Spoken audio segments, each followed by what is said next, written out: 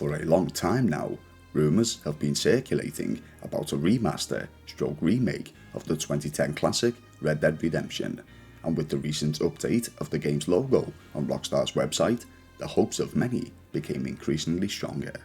So when the company behind the game made it clear that the recent activity surrounding the title was a port over, many people, including myself, were left both disappointed and annoyed. But do we have a right to be? Welcome to the video.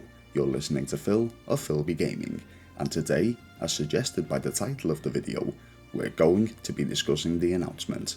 The positives, the negatives, and the ones in between, I suppose.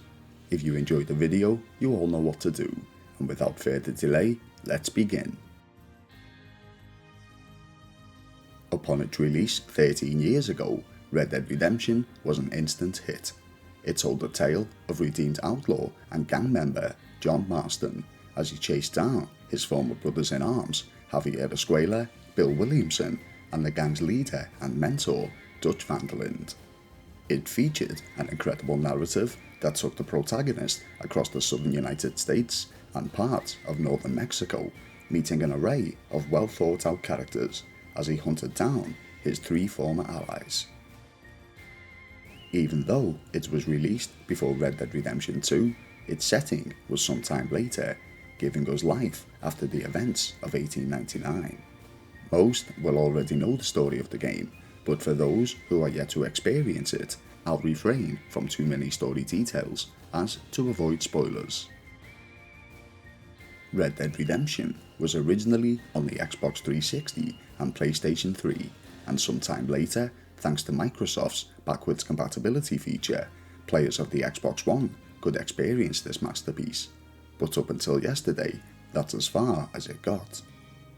On their social media platforms, Rockstar Games dropped a brand new trailer for the Western, announcing that in just a little over a week, on August 17th of 2023, the game would be now ported to both the Nintendo Switch and PlayStation 4, supporting PlayStation 5's backwards compatibility too.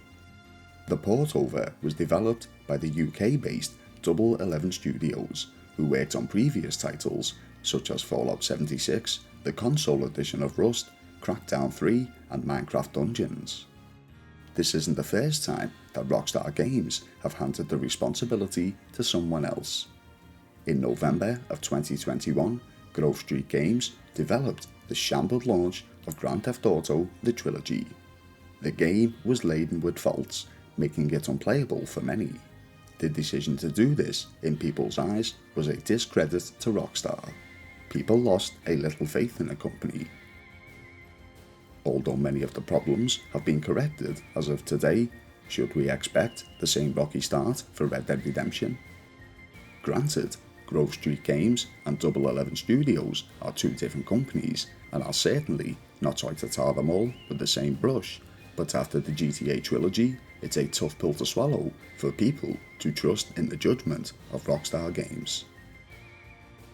Through Rockstar's announcements, let's take a look at the information we know so far. According to the website, the port will include supported languages such as simplified and traditional Chinese, Korean, Polish, Brazilian Portuguese, Russian, and Latin American Spanish. With it stating supported languages, I'd imagine that this is only for the subtitles or menus, for example. I doubt there have been voice dubbings implemented. When it drops on August 17th, it is strictly digital copies, with the promise of physical copies being released later on October 13th of this year. But to be fair, most people are already using digital versions for games nowadays anyway, so I don't think this makes a whole lot of difference. With the new trailer being released, we are seeing a slight improvement in the lighting and textures, for example, but this is only minimal.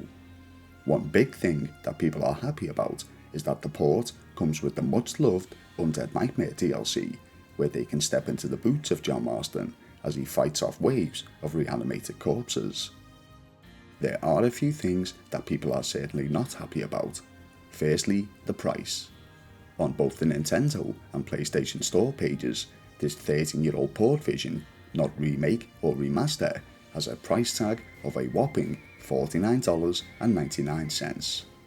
This, in all honesty, is way overpriced, and I'm not sure exactly how Rockstar Games can justify this whatsoever.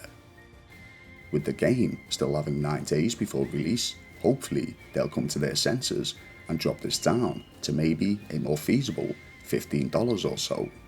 Also, there's no PC port, which is something that fans of Red Dead Redemption were definitely hoping for, including myself. It would have been fun to experience the mods that people came up with, but I guess we'll never know.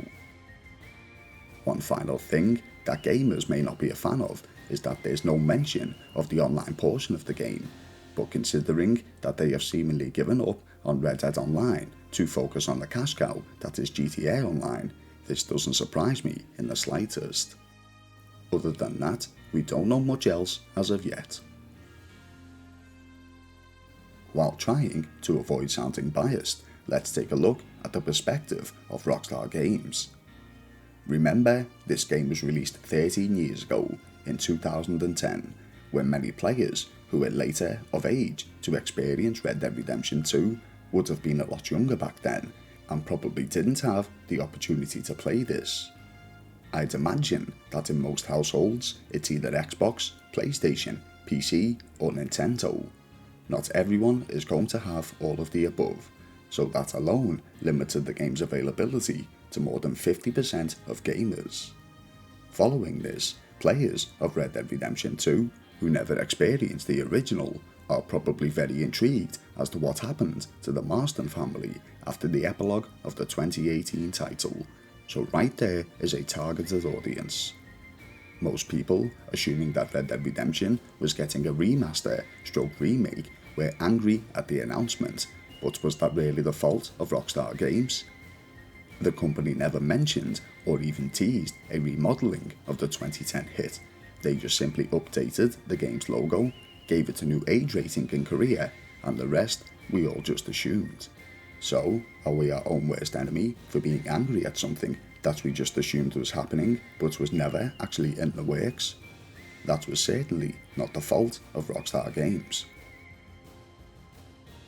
Anyway guys, for what it was worth, that was my 2 cents on the situation. Let me know below in the comment section if you're considering purchasing Red Dead Redemption next week when it's released on the Nintendo Switch and PlayStation 4. If you enjoyed the video, you all know what to do. Thank you for watching, you've been listening to Phil, and I hope to see you guys in the next one.